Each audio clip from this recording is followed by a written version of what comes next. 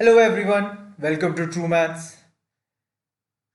चलिए, इस वीडियो में हम लोग सेट की जो सीरीज हम लोग कंटिन्यू कर रहे हैं उसका नेक्स्ट वीडियो बनाते हैं। ठीक है।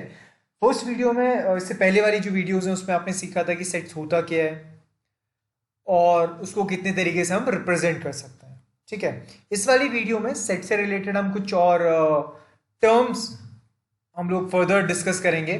ठीक है। सबसे पहले इसमें हम सेट के टाइप देखेंगे, कितने टाइप के सेट पॉसिबल हो पाते हैं, और फर्दर उसके बाद दो टर्म्स और हैं, यूनियर और इंटरसेक्शन, उसके बारे में भी हम डिस्कस करेंगे दरअसल होता क्या है। ठीक है। अच्छा, जैसा कि फाइनाइट वर्ड से ही आपको समझ आ रहा होगा, फाइनाइट का क्या मतलब है। जो फाइनाइट है मींस जो काउंटेबल है, जो एक टाइम के बाद आके खत्म हो जाता है। ठीक है। इनफाइनाइट का क्या मतलब हुआ, जो इन्फिनिटी तक जाता है, जो काउंटेबल नहीं है, जो खत्म नहीं होता। एम्प्टी का मतलब, एम्प्टी मतलब एम्प्टी, खाली है, कुछ भी नहीं है। ठीक है। तो हम जब बात करते हैं सेट्स की, तो हमने बात की थी कि सेट एक ऐसा कलेक्शन होता है जो वेल डिफाइंड होता है, एक ऐसा collection of well defined objects. ठीक है। या फिर a well defined collection of objects. ठीक है। तो जब आप किसी भी ऑब्जेक्ट्स का कलेक्शन बनाते हो तो वो तीन तरीके के हो सकते हैं। ठीक है। पहला, कि वो फाइनाइट हो, मतलब वो काउंटेबल हो, राइट। दूसरा, कि हम उसे काउंट ही नहीं कर पाए।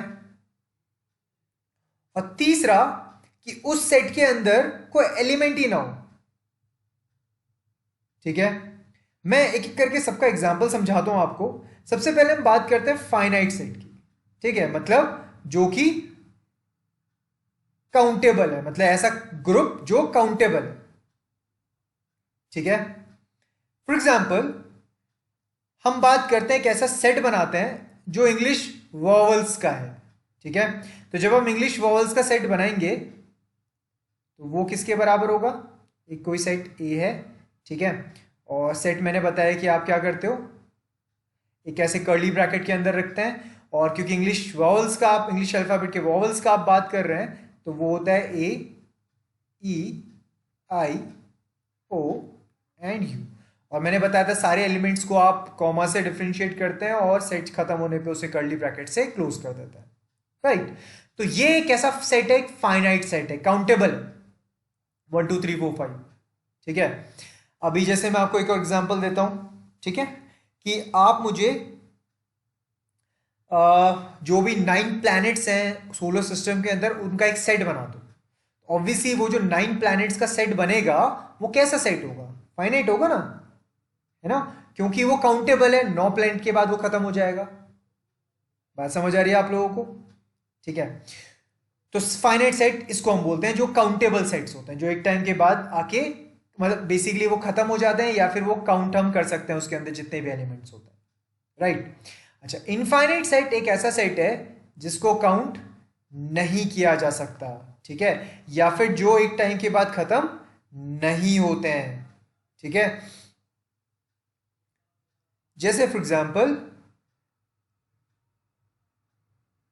एक ऐसा सेट बनाइए जो नेचुरल नंबर्स का है। ठीक है। हमने एक सेट बनाना है, सेट ऑफ नेचुरल नंबर्स। कैसे नंबर, नेचुरल नंबर्स। तो आप जब नेचुरल नंबर्स का सेट बनाने लगोगे तो सबसे पहले नेचुरल नंबर स्टार्ट 1 से होता है, फिर 2 से, फिर 3, फिर 4, फिर 5, फिर 6। और क्योंकि अब इसने कोई भी और कंडीशन नहीं दे रखी है तो ये तो इन्फिनिटी तक चला जाएगा ना। अब मुझे पता ही नहीं नेचुरल नंबर कहाँ तक की वो बात कर रहा है, तो ये कभी हम काउंट ही नहीं कर पाएंगे, इन्फिनिटी तक जाएंगे नेचुरल नंबर, मतलब जब तक नंबर्स जाएंगे वहां तक नेचुरल नंबर्स जाएंगे, तो ये तो अनकाउंटेबल है ना, काउंट ही नहीं कर सकते, पता भी नहीं कहाँ खत्म होंगे जाके। तो ऐसे सेट को हम बोलते हैं इनफाइनाइट सेट। ठीक है। जैसे एक और सेट हम बना लें, अगर मैं आपको बोलूं कि आप मुझे इंटीजर्स का सेट बना दो। ठीक है। तो इंटीजर का सेट क्या बनाओगे आप लोग। ठीक है। तो इंटीजर्स का जब आप सेट बनाने लगोगे, कोई एक सेट बी है और इसे इंटीजर्स का सेट बनाते हैं, तो ये तो समझ आ रहा है इंटीजर के सेट में सेंटर में 0 होता है, राइट हैंड साइड में 1, 2, 3, और ये काउंटिंग चलती रहेगी। और लेफ्ट हैंड साइड में -1, -2, -3, और ये काउंटिंग भी इधर चलती रहेगी। तो ये कैसा सेट है? अगेन ये एक इनफाइनाइट सेट है, अनकाउंटेबल है, तो देयरफॉर ये इनफाइनाइट सेट है। Set of odd number, set of even number, ये सारे कैसे हैं? ऑड या फिर इवन नंबर। क्योंकि देखो ऑड जब तक नंबर जाएंगे तब तक ऑड नंबर चलते रहेंगे,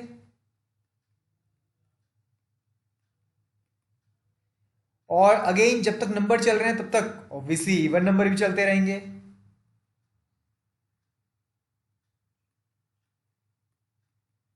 तो ये कभी खत्म नहीं होंगे, तो इनको इनफाइनाइट सेट बोलते हैं। ठीक है, तीसरा है एम्प्टी सेट। ठीक है, तो हम लोग बात करते हैं कि एम्प्टी सेट होता क्या है। ठीक है, तो जैसे फॉर एग्जांपल कोई भी हम बात करते हैं, जैसे एक छोटा सा एग्जांपल हम लोग बात करते हैं कि एक ऐसा कोई कॉमन पॉइंट जो दो पैरेलल लाइंस के बीच में हो। ठीक है, तो आप ऐसे सेट बनाओ, मान लो ये दो लाइनें हैं, लाइन सेगमेंट है, ये लाइन L1 है और यहां पे ये लाइन L2 है, राइट। ये L1 लाइन है और ये L2 लाइन है, और मैं आपसे कह रहा हूं कि इनके बीच में कोई भी कॉमन पॉइंट का एक सेट बना दो। तो बेसिकली पैरेलल लाइंस का बेसिक डेफिनेशन ही ये होती है कि उनमें कोई भी कॉमन पॉइंट होता ही नहीं दरअसल, क्योंकि वो पैरेलल रहती है, उनके बीच का डिस्टेंस हमेशा बराबर रहता है। तो इसका मतलब जब हम ऐसे कोई सेट बनाएंगे जो कि हम बात करें दो पैरेलल लाइन के बीच में कॉमन पॉइंट की हम बात करेंगे, तो ऐसा कोई पॉइंट होगा ही नहीं। तो इसको जब हम ये ऐसा कोई सेट बनाएंगे, तो क्योंकि इसके अंदर एक भी ऐसा पॉइंट नहीं होगा, दैट मीन्स एक कोई भी ऐसा एलिमेंट हम लोग नहीं डिफाइन कर पा रहे हैं, तो हम उसे एम्प्टी सेट बोलेंगे। ठीक है, क्या बोलेंगे? एम्प्टी सेट बोलेंगे। ठीक है, और एम्प्टी सेट को रिप्रेजेंट करने के लिए सिर्फ कर्ली ब्रैकेट भी लगाए जा सकते हैं। ठीक है, उसके अंदर आप एक भी एलिमेंट्स नहीं लिखेंगे, राइट। एम्प्टी सेट को हम दो और नाम से जानते हैं, नल सेट। नल सेट का भी क्या मतलब हुआ कि उसके अंदर एक भी एलिमेंट नहीं है। ठीक है, और उसको हम कभी कभार फाई से भी रिप्रेजेंट करते हैं। किससे रिप्रेजेंट करते हैं? फाई से। ठीक है, उसको ऐसे लिखते हैं, देखो यहां पे जो आपको दिख रहा है। ठीक है, तो आई होप आपको ये फाइनाइट, इनफाइनाइट और एम्प्टी सेट बताया, पता चला क्या चीज होता है। इसके बाद फर्दर हम तीन चीजें और डिस्कस करेंगे, इक्वल सेट, यूनियन सेट और इंटरसेक्शन ऑफ सेट्स। ठीक है, तो इक्वल सेट्स क्या होते हैं? लेट से कोई भी दो सेट्स हैं, एक कोई सेट है और वो है A B C और D, और B कोई सेट है, वो है D C B और A। ठीक है, तो आप इसे अगर ध्यान से देखोगे तो ये जो A सेट है उसके अंदर है 4 एलिमेंट। ठीक है, और B सेट में भी कितने एलिमेंट है? 4, और चारों सेम है, A B C D, और यहां पे भी A B C D। तो A के सारे elements, all elements of A are present in set B, and all elements of set B are present in set A। तो जब भी ऐसा कोई कंडीशन होता है कि मतलब दो सेट दे रखे हैं और दोनों के अंदर सेम सेट है, बिल्कुल डिट्टो सेम सेट्स हैं, तो उनको हम बोलते हैं इक्वल सेट्स। क्या बोलते हैं? Equal sets. ठीक है, इस चीज में ध्यान रखेंगे। ऑर्डर ऑफ एलिमेंट से कोई खास फर्क नहीं पड़ता, जैसे यहां पे तो ऑर्डर है ABCD और यहां ऑर्डर है CDCBA, तो ऑर्डर से कोई फर्क नहीं पड़ता, आप पहले आगे पीछे लिख सकते हो, बट ए दो सेट्स के एलिमेंट डिट्टो सेम होने चाहिए। मतलब ए के सारे एलिमेंट बी में होने चाहिए और बी के सारे ए में होने चाहिए। ठीक है, बात समझ आ रही है? अब देखो ध्यान से, ए कोई सेट है 1 2 3 4 का, और बी कोई सेट है 342 का। तो आप मुझे बताओ क्या ये इक्वल है? ऑब्वियसली बी के सारे एलिमेंट ए में दिख रहे हैं, बट ए के सारे एलिमेंट बी में नहीं दिख रहे हैं, तो इसको हम इक्वल सेट्स नहीं बोलते। ठीक है, मैं इसी वजह से यहीं पे एग्जांपल आपको समझा दिया ताकि आपको इक्वल सेट में समझ आ जाए फर्क क्या होता है। समझ आ रही है मेरी बात? ये जो बी है इसको हम सबसेट बोलते हैं, ये हम आगे चल के पढ़ेंगे कि सबसेट क्या होता है। समझ रहे हो आप मेरी बात? लेकिन इसको इक्वल सेट नहीं बोलेंगे। इक्वल सेट के लिए दोनों सेट्स में इक्वल एंड डिट्टो एलिमेंट्स होने चाहिए, बिल्कुल बराबर। ए में भी अगर 4 एलिमेंट सेम, बी में भी 4 एलिमेंट बिल्कुल सेम, तो वो इक्वल सेट कहलाता है। ठीक है, अगला है यूनियन ऑफ सेट्स और अगला है इंटरसेक्शन ऑफ सेट्स। ठीक है, यूनियन को इस तरीके के एक सिंबल से रिप्रेजेंट करते हैं U, और इंटरसेक्शन को हम इस सिंबल से रिप्रेजेंट करते हैं उल्टा U। ठीक है, उल्टा U है ये। ठीक है, अच्छा यूनियन का मतलब क्या होता है आप ध्यान से समझना इस बात को कि ए कोई सेट है जिसके एलिमेंट हैं 1 2 3 4 और बी के कोई एलिमेंट है 3 4 5 6 लेट्स से। ठीक है, ये दो सेट गिवन है आपको और आपने इन दोनों सेट्स का यूनियन भी बताना है और इंटरसेक्शन भी बताना है। ठीक है, तो मैं आपको समझा रहा हूं इसका क्या मतलब है कि अगर कोई भी दो सेट हैं ए और बी और आपने उनका बताना है यूनियन, तो बेसिकली वो ये कहना चाह रहा है कि जो ए सेट है उसके अंदर जो एलिमेंट हैं और जो बी सेट है उसके अंदर जो एलिमेंट हैं, तो एक कोई ऐसा सेट बनाओ जिसमें ए और बी के दोनों के एलिमेंट आ जाए।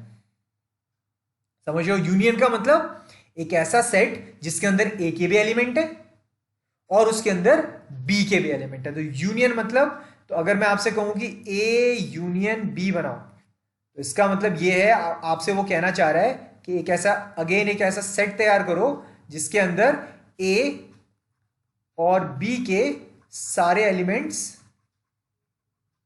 प्रेजेंट हो। क्लियर है? तो एक ऐसा सेट बनेगा जिसके अंदर ए और बी के सारे एलिमेंट हम प्रेजेंट रखेंगे। तो ए का एलिमेंट क्या क्या है? 1 2 3 4 और बी के क्या है? 3 4 5 6। तो मैंने आपको एक दिन इससे पहली वीडियो में एक चीज क्लियर की थी कि कभी भी जब आप सेट बनाते हैं तो नंबर एलिमेंट्स को रिपीट नहीं करते, रिपीटेशन ऑफ एलिमेंट्स अलाउड नहीं होता सेट बनाते वक्त। तो यहां पे 3 और 4 को आप दोबारा नहीं लिखोगे क्योंकि एक बार ऑलरेडी आप लिख चुके हो। तो बी के जब 3 या 4 ऑलरेडी लिखे जा चुके हैं तो बचे हुए सेट एलिमेंट्स कौन कौन से हैं? 5 एंड 6। तो ये एक नया सेट है जिसमें ए और बी के सारे एलिमेंट प्रेजेंट हैं, तो हम इसको बोलते हैं ये ए और बी का यूनियन है। That means A union B. आप ऐसे भी, मैंने इसको ऐसे याद रखा था कि इसमें देखो कटोरी है, तो इस कटोरी के अंदर सारे ए और बी के एलिमेंट भर दो। ठीक है, तो इस तरीके से चीजें याद रखनी आसान हो जाती हैं। तो यूनियन मतलब ए और बी के सारे एलिमेंट इस कटोरी के अंदर भर दो। और इंटरसेक्शन का मतलब जब इस कटोरी को आप उल्टा करोगे, सॉरी क्या है, जब इस कटोरी को आप उल्टा करोगे तो सिर्फ और सिर्फ जो कॉमन एलिमेंट्स हैं वो चिपके रह जाते हैं और बाकी सारे के सारे हट जाते हैं, गिर जाते हैं। आप ऐसे समझो। ठीक है, तो इन अदर वर्ड्स मैं ऐसा कहना चाह रहा हूं, इंटरसेक्शन का मतलब अगर दो सेट के बीच में इंटरसेक्शन निकालना है, दैट मीन्स उन दो सेट के बीच में कौन कौन से कॉमन टर्म्स हैं उसका मतलब इंटरसेक्शन होता है। बात समझ आ रही है? तो मैंने समझाया ना कि ये यूनियन कटोरे में तो क्या करो, सारे के सारे एलिमेंट डाल दो, और इंटरसेक्शन में जब इस कटोरे को उल्टा करेंगे तो सिर्फ वही चीज चिपकी रह जाएंगी कॉमन, बाकी इस कटोरे से सब बाहर आ जाएगा।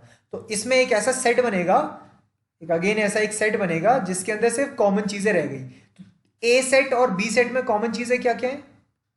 3 एंड 4।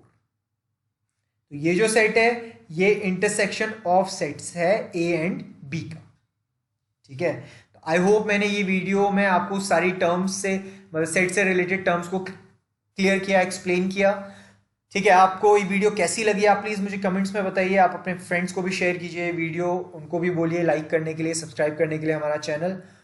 और आप हमारा ऐप भी डाउनलोड कर सकते हैं, अभी इसका डिस्क्रिप्शन में हम लोगों ने लिंक दिया हुआ है। सामने लिखे हुए स्क्रीन नंबर पे आप हमें डायरेक्ट कॉल या व्हाट्सएप मैसेज भी कर सकते हैं। Thank you very much for watching this video. Thank you.